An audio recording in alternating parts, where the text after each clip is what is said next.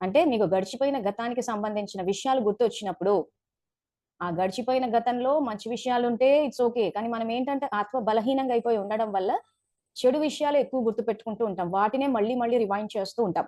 So, ఈ వ్యర్థం అంతా ఎక్కువైపోతోంది కాబట్టి, ఈ వ్యర్థాన్నంతా సమాప్తి చేయడం కోసము బాబా ఇచ్చిన ఒకే ఒక సంకల్పం ఏంటంటే, నేను విజయీ స్వరూపాన్ని, విజయీ రత్నాన్ని, నేను కల్పపూర్వము విజయీ రత్నాన్ని, ప్రస్తుతము విజయీ స్వరూపాన్ని, భవిష్యత్తులో కూడా విజయీ స్వరూపాన్ని. ఈ సంకల్పాలు సమర్థ సంకల్పాలు. ఇవి గనక మనం అభ్యాసం ఇప్పుడు యోగంలో ఏం చెయ్యాలి అంటే ఇవే అభ్యాసం చెయ్యాలి.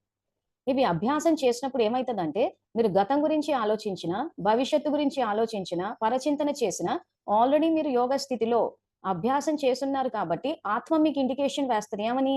నేను విజయీ స్వరూపాన్ని అని. అప్పుడు ఏమవుతది? మీరు చేస్తున్న వ్యర్థమంతా ఒకసారి సమాప్తయిపోతది.